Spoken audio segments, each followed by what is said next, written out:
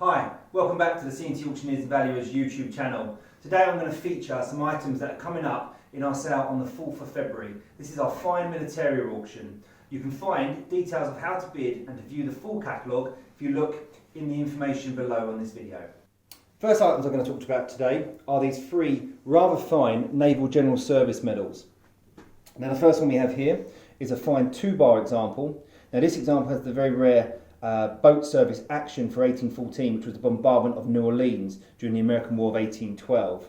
Now this example belonged to a gentleman who was serving on the HMS Tonnant.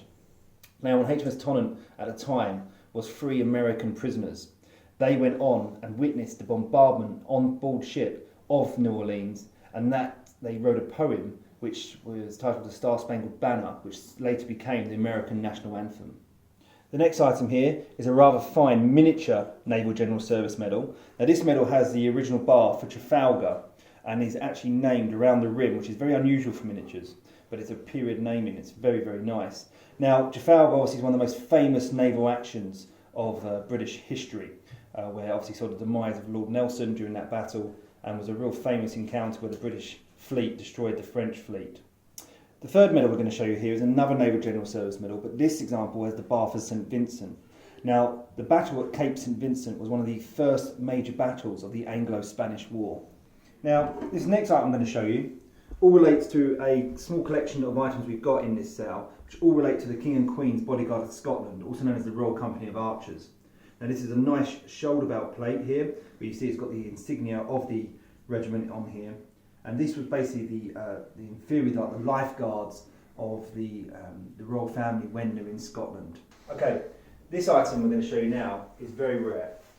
This is what's known as the other ranks pattern of the gor-blimey peak cap, introduced in the winter of 1915 for British soldiers serving on the Western Front. Now the idea was, when the troops first went to the front in 1914, the headdress they had wasn't sufficient for the period of time. These caps were produced, but the problem they had was when they got wet in the weather, they became very heavy and they weren't suitable for action.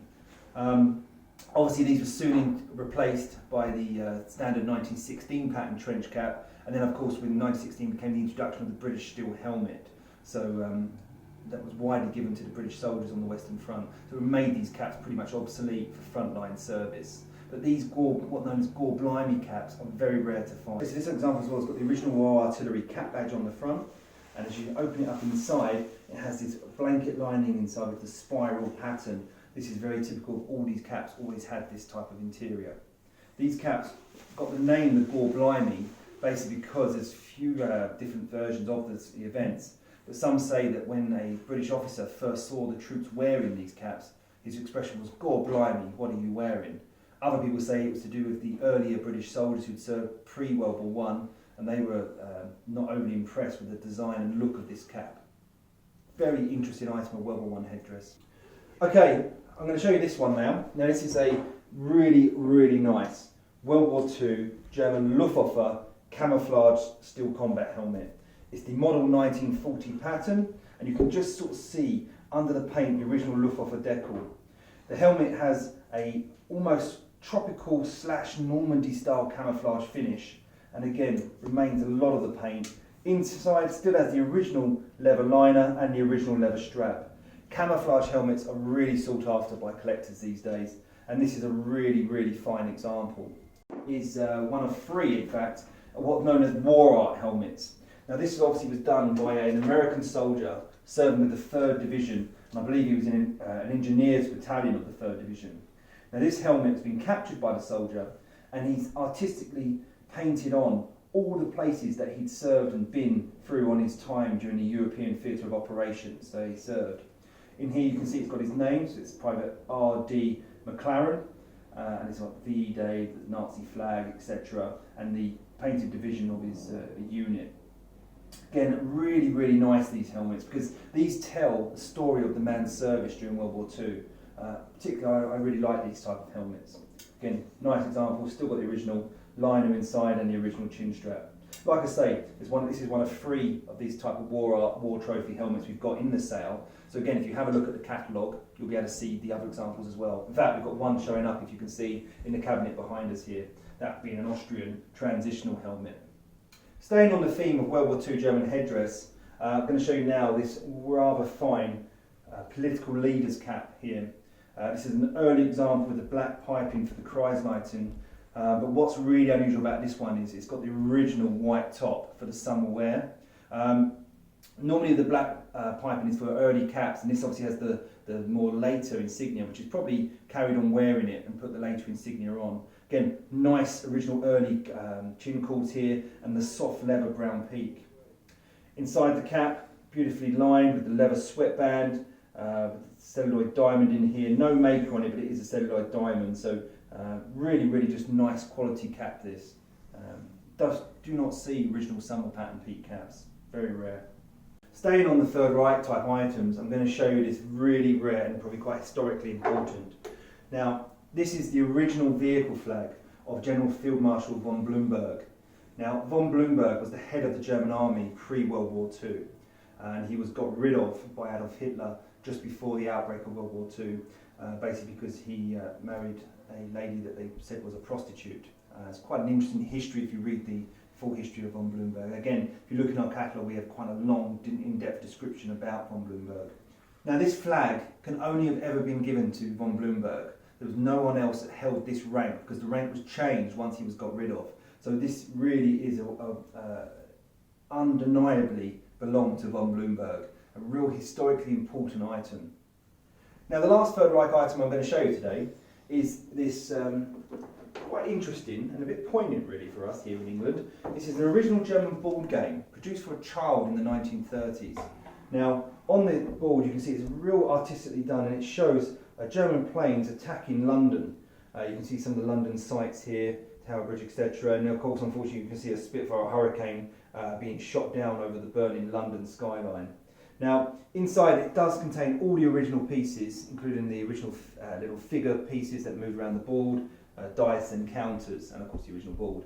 But a very nice item. Again, you sort of forget that these sort of toys were produced for children at the time of the Third Reich, because it was the quite patriotic way of how they were destroying England, etc. Very interesting item for most collectors, including a lot of collectors here in the UK. Sticking with the German theme here, I'm going to show you a few now Imperial items. Now, the first one I'm going to show you here is this rather fine Imperial German Bavarian General's pickelhaube here. As you can see, it's got a lovely frosted silver finish on the fittings, and the centre here has the enamel coat of arms for Bavaria. Very rare to find, still in an original storage box. Again, a very nice untouched one. Now, moving on now is this example. Now, this one is again very rare. This is for the very small state of Hesse. Now, this is for the Hesse Infantry Regiment 115, but Reserve Regiment. So again, you can see a beautifully enamelled centre starburst with the Hesse Lion helmet plate and the original 1621 additional scroll, only worn by that regiment. Again, very nice, with the original officers' cockades, etc. And again, nice officers' lining, etc. Again. Helmets relating to the Hesse state of Hesse are very rare to find, so to find examples for this very small regiment of Hesse is very good. Okay, you might see here, standing at the back very proudly, is this rather wonderful French sort of bronze figure here of the charging cuirassier officer. Beautiful, probably from the 1870 Franco-Prussian War. Again, but very well detailed, very heavy also, but very nice. You can see he's obviously leading the charge, being the officer with the bullet imprint here that's hit his cuirass here. So that's another type of item that we do here at C&T Auctioneers. You know, everyone thinks about World War I and World War II, but we also do a lot of earlier pieces. So keep looking at our website and our catalogues for our military sales. And moving along here, you'll see this really lovely example of a British Victorian 21st Lancers Officer's Lance Cap. Now, this is the early example before it gave the title of the Empress of India. Now, beautiful French blue top here with the bullion decoration and a lovely blue and white swan feather plume. Absolutely fantastic example of a really rare item of British military headdress. 21st Lancers were one of the most famous Lancer regiments of the British Army. Now, the last item I'm going to show you today is this quite scarce now. World War II enamel shelter sign.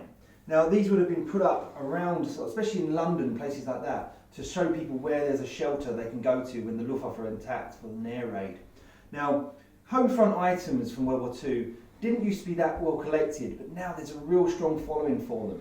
So we have many customers that are looking for anything relating to the home front. So, but this is a really nice item, and to be honest with you, it's in very good condition considering. A little bit of rust up here, which they always seem to have, but generally speaking, it's just a real rare piece now of World War II home front memorabilia. I hope you've enjoyed today's video showcasing the items we've got coming up here on the 4th of February military sale. Again, do not forget to check out our website, which is www.cntauctions.co.uk, or click the link in the description below here. Again, all these items will be coming up in that auction, plus many more. Don't forget also, if you like this video, to press the like button and subscribe to see further videos done by C&T auctioneers and valuers. Thank you very much.